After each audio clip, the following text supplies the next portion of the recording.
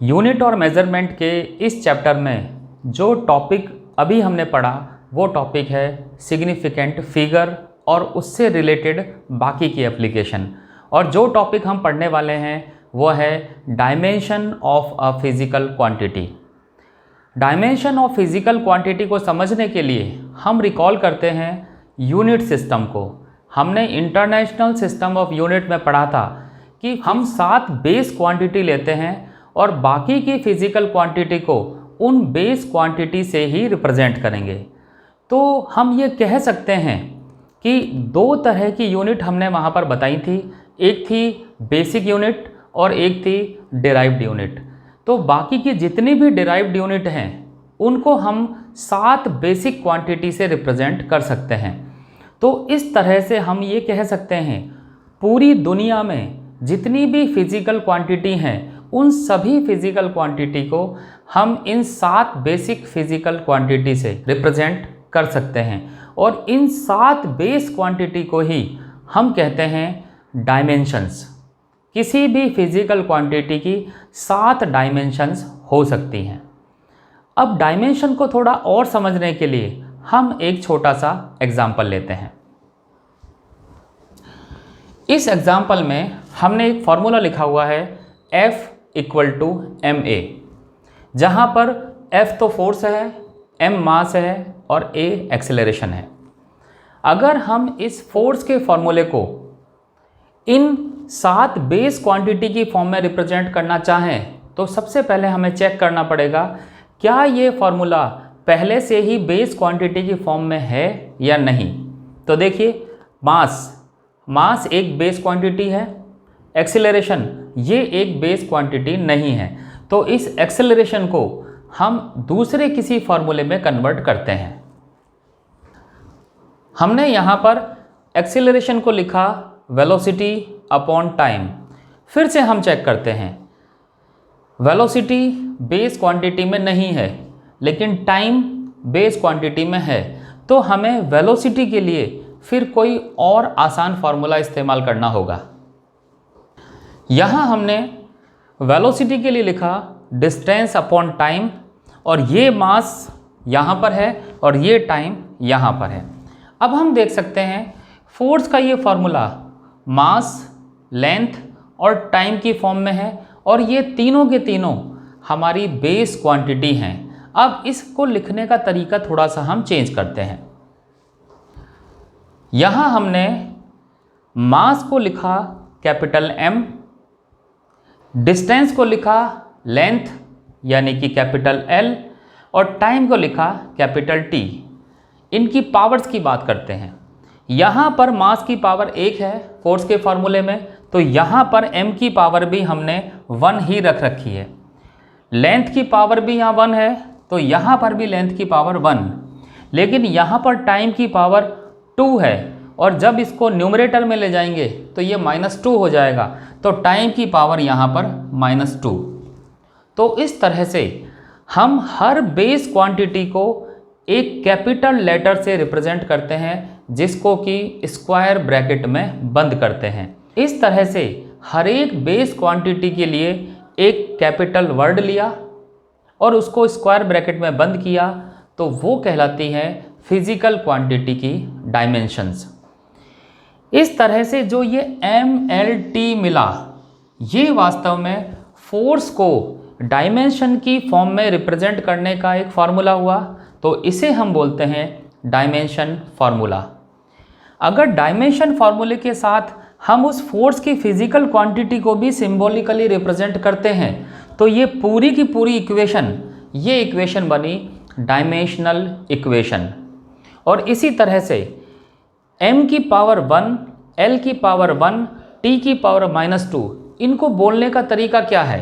इसको बोलने का तरीका है force has 1 dimension in mass, force has 1 dimension in length and force has -2 dimension in time. तो ये है किसी भी फिज़िकल क्वांटिटी को डायमेंशन की फॉर्म में रिप्रेजेंट करने का तरीका। यहाँ एक बात और नोट करने की है, हम यहाँ पर ये बात नहीं करते कि इनका यूनिट सिस्टम क्या है, मीन्स मास किलोग्राम में है या ग्राम में है या पाउंड में है, हम इसकी बात नहीं करते हैं। ना ही हम ये बात करते हैं कि मास कितना है, मीन्स 10 किलोग्राम है या 20 ग्राम है या कुछ और है। तो डायमेंशन फार्मूला में ना तो हमें यूनिट सिस्टम की ज़रूरत है, ना ही हमें उस फिज़िकल क्वांटिटी के अमाउंट की ज़रूरत है। तो यहाँ पर सिर्फ बेस क्वांटिटी को रिप्रेजेंट करने का तरीका है जिसे कि हम डायमेंशंस बोलते हैं। अब हम कुछ और फिज़िकल क्वांटिटी के डायमेंशन फार्मूला निकाल के देखते हैं। यहाँ पर हमने एनर्जी को एज एन एग्जाम्पल लिया। अगर एनर्जी का हम डायमेंशन फार्मूला निकालना चाहते हैं तो सबसे पहले हमें कोई एनर्जी का फार्मूला याद रखना पड़ेगा। यहाँ पर हमने छोटी क्लासों में बहुत सारे फार्मूले पढ़े हैं, हम वहाँ से एक फार्मूला ले लेते हैं। हमने जो फार्मूला लिया है वो है E = ½ mv²। अब हम डायमेंशन फार्मूले में कन्वर्ट करने के लिए जितनी फिजिकल क्वांटिटी यहाँ पर इस्तेमाल हुई हैं उन सबको बेस क्वांटिटी में चेंज करते हैं। तो मास तो ऑलरेडी बेस क्वांटिटी है, वेलोसिटी के लिए हमें डिस्टेंस अपॉन टाइम को यूज़ करना होगा। यहाँ हम देख सकते हैं वेलोसिटी को हमने लिखा डिस्टेंस अपॉन टाइम। अब मास, लेंथ और टाइम ये तीनों की तीनों बेस क्वांटिटी हैं, तो तीनों को हम एक कैपिटल लेटर की फॉर्म में स्क्वायर ब्रैकेट में इनको लिख लेते हैं। यहाँ पर ये भी देखिए, जो ये हाफ है वास्तव में ये तो एक कांस्टेंट है जो कि फिजिकल क्वांटिटी नहीं है, तो इसको हम छोड़ देंगे। तो बाकी टर्म को लिखेंगे तो कुछ ऐसी इक्वेशन आएगी। यहाँ हम देख सकते हैं ये m, इसको ऐसे लिखा, s का स्क्वायर है और t की पावर -2 हो जाएगा। m की जगह हमने लिखा कैपिटल M, लेंथ की जगह कैपिटल L और t की जगह कैपिटल T, और इनकी पावर्स है 1, 2 एंड -2। तो हम कह सकते हैं एनर्जी का डायमेंशन फार्मूला है mL2 t की पावर -2। यहाँ पर ये भी ध्यान रखिए, इनको बोलने का तरीका स्क्वायर नहीं होगा, इट इज़ mL2 t⁻²। इस तरह से इसको हम बोलते हैं। एक और एग्जांपल लेते हैं, dimension formula of charge Q। Charge का डायमेंशन फार्मूला निकालने से पहले हमें सोचना पड़ेगा क्या चार्ज का कोई फार्मूला हमें आता है या नहीं आता। हमने करंट के बारे में पढ़ा है और वहाँ पे हमने करंट का एक फार्मूला ज़रूर पढ़ा है, और करंट का फार्मूला होता है चार्ज अपॉन टाइम। तो वहाँ से हम चार्ज का फार्मूला निकाल सकते हैं और वो हो जाएगा करंट इनटू टाइम। करंट को हमने I से रिप्रेजेंट किया और टाइम को T से रिप्रेजेंट किया। अब हम ये देखते हैं करंट, क्या 7 बेसिक क्वांटिटी में करंट आता है? तो हम कहेंगे यस, करंट इज़ देयर। क्या टाइम आता है? हम कहेंगे हाँ, टाइम भी आता है। तो अब इनका डायमेंशन फार्मूला बनाना है तो इनको कैपिटल लेटर की टर्म में रिप्रेजेंट करेंगे। करंट के लिए जो कैपिटल लेटर हम इस्तेमाल करते हैं वो है A यानी एम्पियर, और T के लिए, टाइम के लिए जो हम इस्तेमाल करते हैं वो है T। तो चार्ज के लिए डायमेंशन फार्मूला हो जाएगा AT। अब हम बात करते हैं dimension analysis and its application, कि इस तरह से जब हमने फिजिकल क्वांटिटी को डायमेंशन की फॉर्म में चेंज किया तो उससे हमें क्या फ़ायदा है और उसको हम कहाँ यूज़ कर सकते हैं। आपने देखा होगा जब भी हम एडिशन या सब्ट्रैक्शन करते हैं तो इस तरह के क्वेश्चन आपने सुने होंगे। 3 मीटर लेंथ में 7 मीटर लेंथ को ऐड किया तो आंसर आया 10 मीटर लेंथ। 5 किलोग्राम मास में 7 किलोग्राम मास ऐड किया तो आया 12 किलोग्राम। क्या ऐसा ही कोई क्वेश्चन पढ़ा है जिसमें 5 किलोग्राम मास में 3 मीटर लेंथ ऐड करवा दी हो और आंसर पूछा हो? ऐसा आपने कहीं नहीं सुना होगा। इसी तरह से 5 किलोग्राम मास में 3 आवर्स जोड़ दिए हों, ऐसा भी कहीं नहीं सुना होगा। तो इससे हमें पता चलता है फिजिकल क्वांटिटी में एडिशन या सब्ट्रैक्शन जब हम करते हैं तो उन्हीं फिजिकल क्वांटिटी को ऐड करते हैं या सब्ट्रैक्ट करते हैं जिनके डायमेंशंस सेम होते हैं, और इसी प्रिंसिपल को बोलते हैं प्रिंसिपल ऑफ होमोजेनिटी। इसका कोई एग्जाम्पल देने की ज़रूरत नहीं है क्योंकि आपने ये बहुत बार देखा होगा। इसी तरह से प्रोडक्ट या मल्टीप्लाई करते समय, जैसे कि एग्जाम्पल लेते हैं एक्सीलरेशन। एक्सीलरेशन के फॉर्मूले में आपने देखा होगा आप दो चीज़ों को डिवाइड करते हैं, वेलोसिटी और टाइम। तो ऐसे केस में जब दो चीज़ों को डिवाइड किया और हमें एक नई चीज़ मिलने वाली है, तो उस नई चीज़ का यूनिट सिस्टम निकालने के लिए हमें सिंपली इनके डायमेंशंस को भी डिवाइड कर देते हैं। जैसे कि वेलोसिटी का डायमेंशन, मैं इसको यूनिट सिस्टम की फॉर्म में लिखता हूँ। वेलोसिटी की यूनिट सिस्टम है मीटर अपॉन सेकेंड और टाइम की यूनिट सिस्टम है सेकेंड। तो एक्सेलरेशन का यूनिट सिस्टम हो जाएगा मीटर अपॉन सेकेंड स्क्वायर।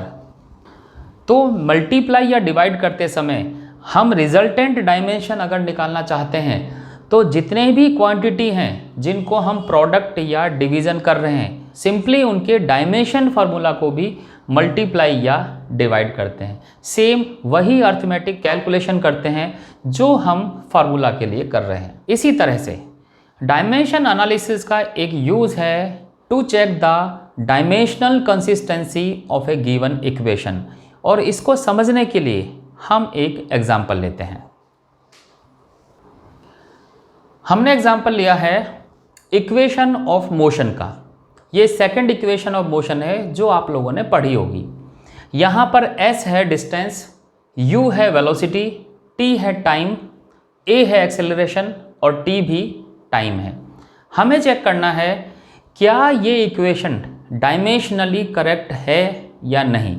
इसके लिए जो मेथड इस्तेमाल करेंगे, हम क्या करेंगे, पहले इसकी लेफ्ट हैंड साइड का डायमेंशन एनालिसिस करेंगे, फिर उसकी राइट हैंड साइड का डायमेंशन एनालिसिस करेंगे। और अगर हमें ये लगता है कि लेफ्ट हैंड साइड और राइट हैंड साइड के डायमेंशन फार्मूला सेम है, तब हम ये कहेंगे this equation is dimensionally correct. तो चेक करते हैं। सबसे पहले लेफ्ट हैंड साइड में है s, तो लेफ्ट हैंड साइड के लिए डायमेंशन फार्मूला हो जाएगा लेंथ का डायमेंशन फार्मूला, और लेफ्ट हैंड साइड का डायमेंशन हम लिख देते हैं कैपिटल L से। इसकी कोई पावर नहीं लिखी, इसका मतलब है इसकी पावर 1 होगी। राइट हैंड साइड की बात करते हैं। राइट हैंड साइड में दो पार्ट में चीज़ें बटी हुई हैं और उनका एडिशन है, और हमने ये अभी अभी पढ़ा है एडिशन करते समय हर एक की डायमेंशन सेम होनी चाहिए। तो पहले हम ut की डायमेंशन निकालेंगे, फिर हाफ at स्क्वायर की डायमेंशन निकालेंगे। तो पहले ut की डायमेंशन निकालते हैं। यहाँ देखिए हमने लिखा है u इंटू टी। u है वेलोसिटी, वेलोसिटी बेस क्वांटिटी नहीं है तो हमने कन्वर्ट किया डिस्टेंस अपॉन टाइम की फॉर्म में। यहाँ पर ये टाइम दोनों कैंसिल हो जाएंगे और बचेगी सिर्फ डिस्टेंस s, और s का डायमेंशन फार्मूला होता है कैपिटल L। तो हम देख सकते हैं ut जो कि इस इक्वेशन का फर्स्ट पार्ट है, इसका डायमेंशन फार्मूला L आया। अब हम बात करते हैं at स्क्वायर की। यहाँ पर हमने लिखा है हाफ at स्क्वायर, हाफ की जगह हाफ। a चूँकि बेस क्वांटिटी नहीं है तो इसको चेंज किया वेलोसिटी अपॉन टाइम में, t स्क्वायर की जगह t स्क्वायर। अब यहाँ जो वेलोसिटी v है ये भी बेस क्वांटिटी नहीं है तो इसको भी हम डिस्टेंस अपॉन टाइम की फॉर्म में कन्वर्ट करेंगे। यहाँ देखिए वेलोसिटी को लिखा डिस्टेंस अपॉन टाइम, डिनोमिनेटर वाले टाइम को हमने बाहर निकाल दिया है और ऊपर वाला t square as it is है। यहाँ हम देख सकते हैं ये सारे t कैंसिल हो जाएंगे, हाफ फिजिकल क्वांटिटी है नहीं तो डिस्टेंस का डायमेंशन बच जाएगा L। हम देख सकते हैं राइट हैंड साइड में हर एक पार्ट का डायमेंशन L है जो कि लेफ्ट हैंड साइड से मैच कर रहा है। तो इस तरह से किसी भी गिवन इक्वेशन का हम डायमेंशनली कंसिस्टेंसी चेंज कर सकते हैं। लेकिन एक बात है जो यहाँ नोट करने की है, अगर इस इक्वेशन में लिखते समय हमने कुछ ऐसी गलती कर दी होती, इस 1/2 की जगह अगर हमने 3/2 लिख दिया होता, तब भी हम इसी तरह से चेक करते और लास्ट में बताते कि इक्वेशन इज़ डायमेंशनली करेक्ट। तो यहाँ पर डायमेंशन एनालिसिस की एक कमी पता लगती है, और वो कमी है कांस्टेंट क्वांटिटी के बारे में हम पता नहीं लगा सकते हैं। इसका मतलब ये हुआ, अगर कोई इक्वेशन डायमेंशनली करेक्ट है तो इससे ये कोई दावा नहीं किया जा सकता कि वो इक्वेशन सही ही होगी। हो सकता है उस इक्वेशन में कांस्टेंट क्वांटिटी लिखने में कोई गलती हो गई हो। तो ये था checking of any equation through dimension analysis. अब बात करते हैं डायमेंशन एनालिसिस के नेक्स्ट एप्लीकेशन की, और ये एप्लीकेशन है to derive any formula through dimension analysis. और इसके लिए हम एक क्वेश्चन को करने जाते हैं, और वो क्वेश्चन है ये: consider a simple pendulum having a bob attached to the string that oscillate under the action of the force of gravity. Suppose that the period of oscillation of the simple pendulum depend on its length, mass of the bob m and acceleration due to gravity g. Derive the expression for its time period using method of dimension. इस question के data को पहले हम note कर लेते हैं, और इस क्वेश्चन के सॉल्यूशन के साथ साथ ही हम समझेंगे कि किसी भी फॉर्मूला को डिराइव करने का डायमेंशनली क्या तरीका होता है। क्वेश्चन के अकॉर्डिंग हमने लिखा, time period of a simple pendulum depends on its length, mass and acceleration due to gravity. सिर्फ क्वेश्चन में इतना लिखा है। यहाँ हमें नहीं पता कि टाइम पीरियड लेंथ पर किस तरह से डिपेंड करता है। किस तरह का मतलब है, लेंथ की पावर 2 है या 3 है या हाफ है, हमें ये नहीं पता। तो इसके लिए हम क्या करते हैं, इस तरह से प्रोपोर्शनलिटी साइन लगा के जितनी भी क्वांटिटी है जिन पर टाइम पीरियड डिपेंड करता है उसको लिख लेते हैं। ये हम जानते हैं प्रोपोर्शनलिटी साइन जब हटता है तो वहाँ पर एक कांस्टेंट आता है। तो हम इस इक्वेशन में सबसे पहले इन सभी की कोई ना कोई पावर्स मान लेते हैं, मीन्स डायमेंशन की कोई पावर। L की पावर को हम मान लेते हैं यहाँ पर, लेट इट इज़ A।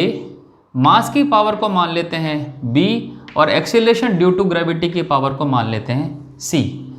अब इसको हम सॉल्व करते हैं। पहले प्रोपोर्शनलिटी साइन हटाते हैं।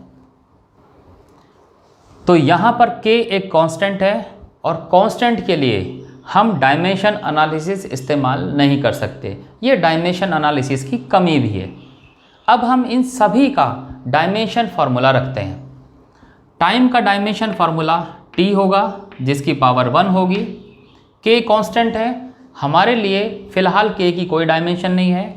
लेंथ डायरेक्ट एक बेस क्वांटिटी है, इसको L से रिप्रेजेंट करते हैं, इसकी डायमेंशन यहाँ पर A है।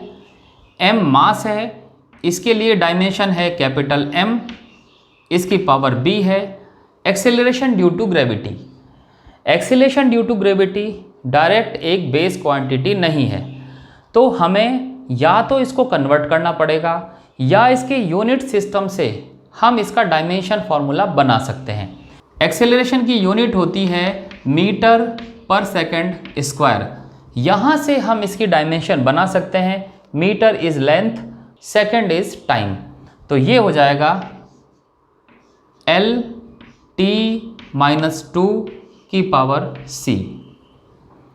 किसी भी डायमेंशन फार्मूला को आपको रटने की ज़रूरत नहीं पड़ेगी, क्योंकि ये फिजिक्स पढ़ने के साथ साथ ही ये यूनिट सिस्टम हमें याद हो जाते हैं, तो हम कहीं भी उसकी यूनिट से उसका डायमेंशन फार्मूला निकाल सकते हैं। अब इसको और सॉल्व करते हैं। सॉल्व करने के लिए सभी L को एक जगह, सभी M को एक जगह और सभी T को एक जगह कंबाइन कर देते हैं। यहाँ हम देख सकते हैं L की पावर A है, M की पावर B है, L की पावर ये ऊपर L की पावर C है और -2 के साथ मल्टीप्लाई होकर T की पावर -2। L ये दोनों L हैं, इनकी टोटल पावर हो जाएगी A+C, M की पावर B और T की power -2C। Left hand side में हम देख सकते हैं यहाँ पर सिर्फ T है। अगर हम यहाँ पर M और L भी रिप्रेजेंट करना चाहें तो इस तरह से रिप्रेजेंट करेंगे, M की पावर 0, L की पावर भी 0। अब हम सारी डायमेंशंस को कंपेयर करते हैं, यानी M की पावर यहाँ पर जो है उसको M से कंपेयर, L की पावर को L से कंपेयर और T की पावर को T से कंपेयर। तो देखिए सबसे पहले M के लिए करते हैं। लेफ्ट हैंड साइड में M की पावर 0 है और राइट हैंड साइड में m की पावर b है। तो इस तरह से हमें b की वैल्यू पता लग गई, दिस इज 0।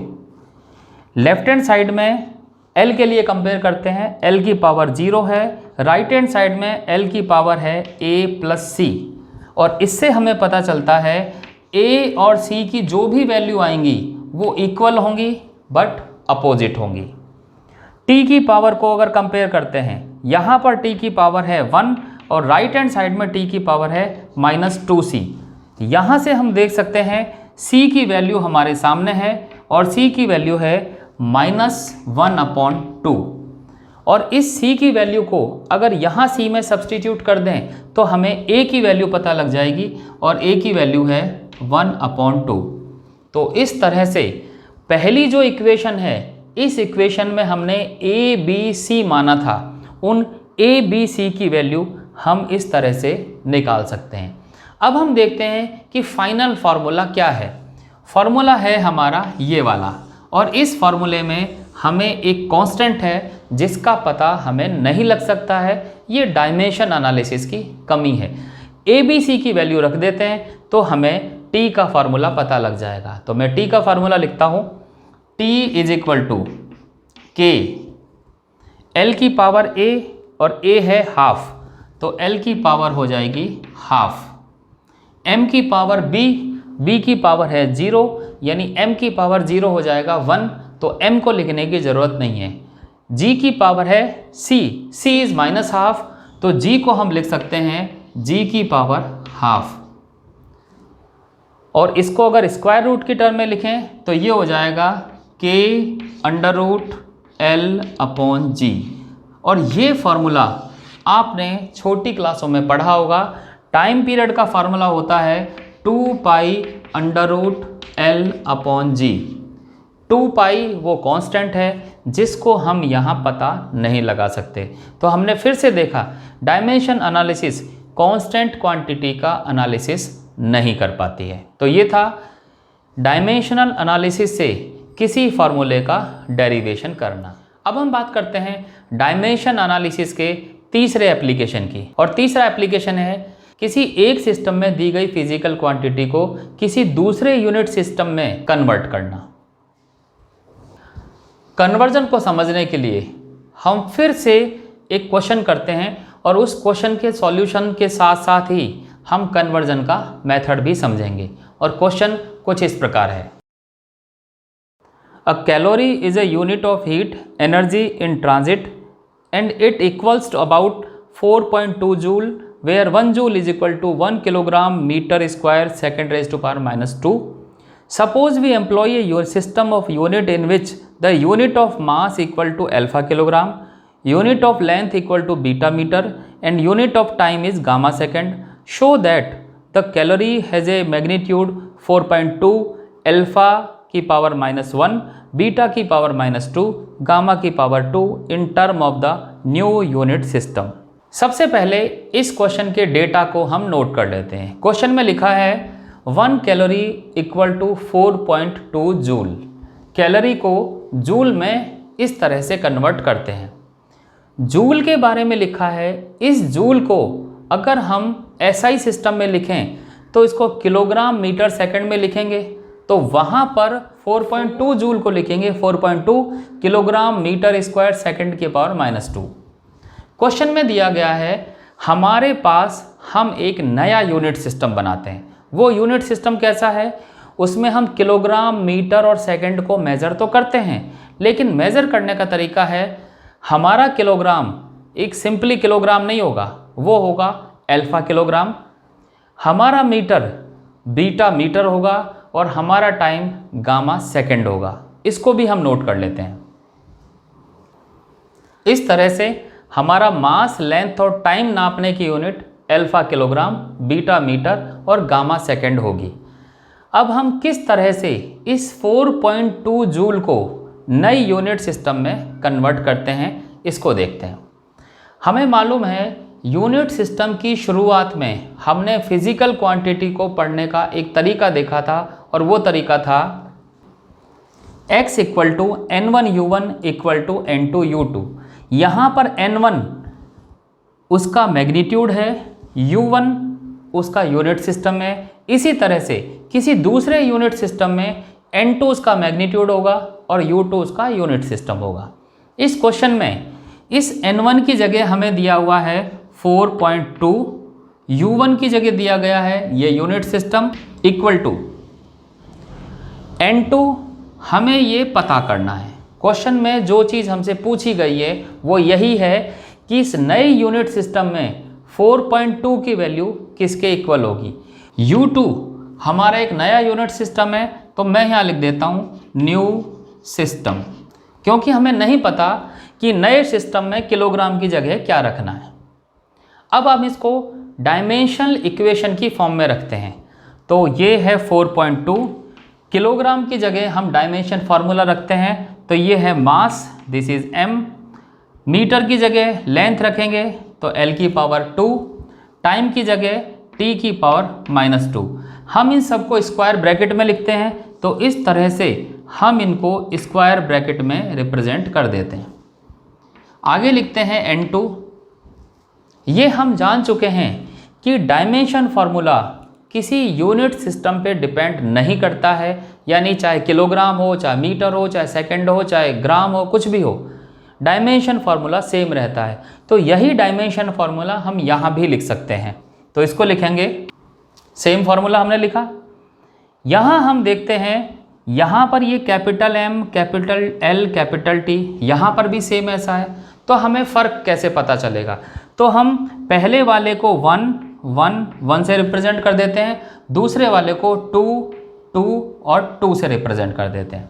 तो इस तरह से अब हमें पता चलेगा ये कैपिटल M किलोग्राम है और ये कैपिटल M अल्फा किलोग्राम है। इस तरह से ये L मीटर है, ये वाला L2 ये बीटा मीटर है। अब हम यहाँ से N2 की वैल्यू कैलकुलेट करते हैं। N2 इज इक्वल टू 4.2, इन दोनों मास को एक साथ लिखते हैं तो M1 अपॉन M2, इसी तरह से L के लिए L1 अपॉन L2 और इसी तरह से टाइम के लिए। हमने इसको सॉल्व किया। अब हम इस M1 की जगह रखते हैं किलोग्राम और M2 की जगह रखते हैं अल्फा किलोग्राम, इसी तरह से L और T के लिए भी। हमने यहाँ पर M1 की जगह किलोग्राम, M2 की जगह अल्फा किलोग्राम, L1 की जगह मीटर, L2 की जगह बीटा मीटर और T1 की जगह सेकंड, T2 की जगह गामा सेकंड, क्योंकि क्वेश्चन में दिया हुआ है कि हमारा नया यूनिट सिस्टम ये है। अब इसको सॉल्व करते हैं, तो देखिए किलोग्राम से किलोग्राम कैंसिल, मीटर से मीटर कैंसिल, सेकंड से सेकंड कैंसिल और N2 की वैल्यू हमारे पास आएगी 4.2। ये अल्फ़ा डिनोमिनेटर में है, ऊपर ले जाएंगे तो अल्फ़ा की पावर -1, बीटा डिनोमिनेटर में है और स्क्वायर भी है, तो ये हो जाएगा बीटा की पावर -2 और गामा भी डिनोमिनेटर में है, लेकिन ऊपर ले जाएंगे तो इसकी पावर पॉजिटिव हो जाएगी, गामा की पावर +2। तो इस तरह से हम देखते हैं नए यूनिट सिस्टम में इस फिजिकल क्वांटिटी यानी कैलोरी एनर्जी की जो यूनिट है उसको अगर नई यूनिट कर दें तो 4.2 जूल की जगह अब हमें लिखना पड़ेगा 4.2 alpha raise to power -1, beta raise to power -2, gamma raise to power 2। तो ये था डायमेंशन एनालिसिस का एक और एप्लीकेशन। इन एप्लीकेशन को करते समय हमने डायमेंशन एनालिसिस की कमियां भी देखी। पहली कमी तो पता लगी कांस्टेंट वाली, दूसरी कमी भी हमने देखी जब हम ऐसी इक्वेशन को सॉल्व करते हैं जहां पर s = ut + ½ at² होती है। क्या ऐसी इक्वेशन को हम डायमेंशन से डिराइव कर सकते हैं? तो आंसर होगा हम नहीं कर सकते, क्योंकि डायमेंशन से डिराइव करते समय अलग अलग वैल्यूज़ को एडिशन वाला काम हम नहीं कर सकते हैं। हम सिर्फ ऐसा फार्मूला डिराइव कर सकते हैं जो एक बार में ही बन के आता हो। तो ये भी डायमेंशन एनालिसिस की एक कमी है। एक और कमी जो हमें यहाँ पर समझ में आई, जब हमने इक्वेशन डिराइव की थी तब हमने MLT को कंपेयर किया था। सोचिए कि कोई फार्मूला ऐसा होता जिसमें 3 से ज़्यादा डायमेंशन इस्तेमाल हो रही होती, तब हमारे पास इक्वेशन तो बहुत सारी आ जाती, लेकिन उन इक्वेशन से हम उन वैल्यूज़ को कैलकुलेट नहीं कर पाते, क्योंकि इक्वेशन है कम और वैल्यूज़ हैं ज़्यादा। तो हमें बहुत सारी इक्वेशंस की ज़रूरत पड़ती जो कि शायद उस फार्मूले से ना मिले। तो जब भी mLT से ज़्यादा वैल्यूज़ उसमें आने लग जाती हैं, तब भी फार्मूला डिराइव करना कठिन हो जाता है। तो ये था हमारा यूनिट एंड मेजरमेंट का लास्ट टॉपिक।